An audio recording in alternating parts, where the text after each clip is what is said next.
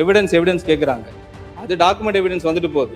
நானே ஒரு எவிடன்ஸ் தான், நானே ஒரு சாட்சி தான். இந்த எவிடன்ஸ் அந்த எவிடன்ஸ்லாம் சொல்கிறாங்க, இது நானே சாட்சி அப்படின்னு சொல்கிறாரு. பேசக்கூடிய அமைச்சருடைய அந்த நம்பகத்தன்மை, எனக்கு அன்பு மொழி தான் தெரியும், கருணை மொழி தான் தெரியும் சொல்லிட்டு அவர் என்னென்னலாம் செஞ்சாருன்னு பேசின அந்த அமைச்சர் அன்பில் மகேஷ் பொய்யாமொழி மீது இது போன்ற ஒரு அவதூறை சொல்லியிருக்கிறார் அப்படின்னு தான் நான் பார்க்குறேன். Introducing Growth Guarantee Homes from MP Developers. Trust forever. எந்த இடத்துல, எந்த டி நகரில், எந்த இடத்துல, குளோபல் அப்படின்னு ஒரு இடத்துல எவ்வளோ அமௌண்ட் கொடுத்தோம் எல்லாம் நானே சொல்ல முடியும், எல்லாரும் சொல்ல முடியும், கிளியராக அமௌண்ட் சொல்ல முடியும். ஆக அவர் மீது என்ன கேட்டால் ஒரு நடவடிக்கை எடுக்கப்பட வேண்டும். ஒரு அமைச்சராக இருந்து நான் அப்படி கொடுத்தேன்னு சொல்கிறது மிக மிக தவறு. பத்திரிகை துறை நண்பர்கள் மூலமாக சொல்கிறேன். எஜுகேஷன் டிபார்ட்மெண்ட்டில் பள்ளி கல்வித்துறை அமைச்சர் இருக்கிறாங்க. அவங்கள்ட்ட அந்த ரிவ்யூ மீட்டிங்கில் கூட நிறைய டிஸ்கஷன் போயிட்டு இருந்துச்சு.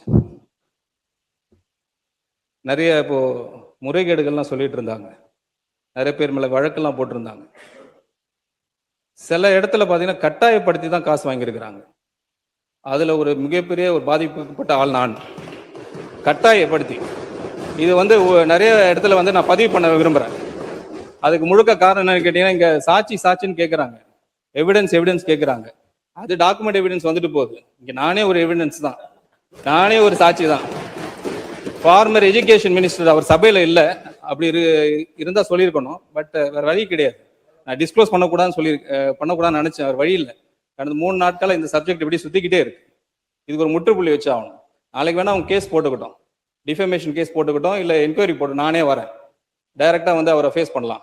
எந்த இடத்துல, எந்த டி நகரில், எந்த இடத்துல, குளோபல் அப்படின்னு ஒரு இடத்துல எவ்வளோ அமௌண்ட் கொடுத்தோம் எல்லாம் நானே சொல்ல முடியும், எல்லாரும் சொல்ல முடியும், கிளியராக அமௌண்ட் சொல்ல முடியும். இதுதான் சாட்சி. நான் சொல்லக்கூடாதுன்னு நினச்சிக்கிட்டு இருந்தேன் சார், நான் சொல்லக்கூடாதுன்னு நினச்சிக்கிட்டு இருந்தேன். வேற வழியே கிடையாது. ஒரு கட்டத்துக்கு அப்புறம் மைனாரிட்டி இன்ஸ்டிடியூஷனுக்கு எவ்வளவு அமௌண்ட் வாங்குனீங்க, இது எல்லாம் நானும் சொல்ல முடியும்.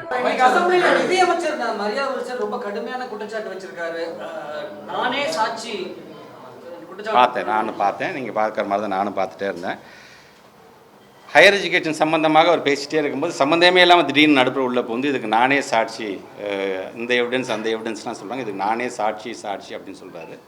அவர் ஒன்று பொதுக்கூட்டத்தில் நின்று பேசின இடம் சட்டமன்றத்தில் யார் நின்று என்ன வார்த்தை பேசினாலும் பேசக்கூடியவர்கள் தான் அதற்கு பொறுப்பாகிறார்கள். ஏன்னா அதில் வெளியில் பேசுகிறதுக்கு நம்ம போடுகின்ற வழக்கு வேறு, சட்டமன்றத்தில் நின்று போடுறதுக்கு வழக்கு வேறு.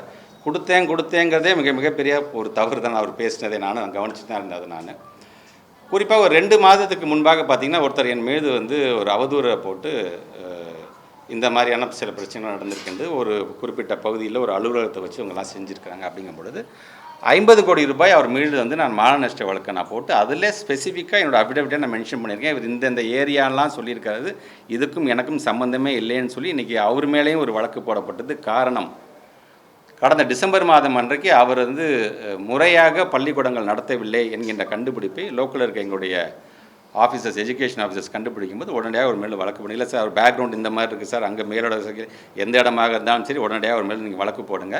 ஏன்னா அவர் வெறும்னா இடத்த ப்ராப்பராக பெர்மிஷன் இல்லாமல் நடத்துறது மட்டும் இல்லாமல் போலியாக சில இடத்துல கையெழுத்து போட, உதாரணத்துக்கு கிருஷ்ணகிரி மாவட்டத்தில் பள்ளிக்கூடம் ஆரம்பிக்கிறதா கையெழுத்து போட்டு பல்லாவரத்தில் நடத்தக்கூடிய அந்த இதெல்லாம் கிடச்சிருக்கு. இன்றைக்கி அவருக்கும் சம்மன் அனுப்பப்பட்டு அவரும் விசாரணையாக இருந்து கொண்டிருக்கின்றார். அதன் அடிப்படையில் இவர் பேசினாரா இல்லை என்னன்னு தெரில. ஆனால் இந்த பேசக்கூடிய அமைச்சருடைய அந்த நம்பகத்தன்மை, எனக்கு அன்பு மொழி தான் தெரியும், கருணை மொழி தான் தெரியும் சொல்லிட்டு அவர் என்னென்னலாம் செஞ்சாருன்னு பேசின அந்த அமைச்சர் அன்பில் மகேஷ் பொய்யாமொழி மீது இது போன்ற ஒரு அவதூறை சொல்லியிருக்கிறார் அப்படின்னு தான் நான் பார்க்குறேன். பேசும்போதே அவர் சொல்கிறாரு, முன்னாள் அமைச்சர் கூட இப்போ இல்லை, ஆனால் இதை நான் சொல்லவே வேணான்னு பார்த்தேன், ஆனால் இதுக்கு நானே சாட்சி என்று சொல்லியிருக்கிறார். அப்போ அவர் கொடுத்தது மிகப்பெரிய தவறு. ஆக அவர் மீது என்ன கேட்டால் ஒரு நடவடிக்கை எடுக்கப்பட வேண்டும். ஒரு அமைச்சராக இருந்து நான் அப்படி கொடுத்தேன்னு சொல்கிறது மிக தவறு. பத்திரிகை துறை நண்பர்கள் மூலமாக சொல்கிறேன். கண்டிப்பாக இதை நம்ம டிவிஎஸ்சி டைரக்டர்கிட்ட இதை புகார் அளித்து அவரை உடனடியாக, நான் தானே சாட்சின்னு சொல்கிறீங்க, உடனடியாக அவரை கூப்பிட்டு நீங்கள் விசாரிக்க வேண்டும் அப்படிங்கிறதான் நான் வைக்கக்கூடிய first request. Introducing Growth Guarantee Homes from MP Developers. Trust forever.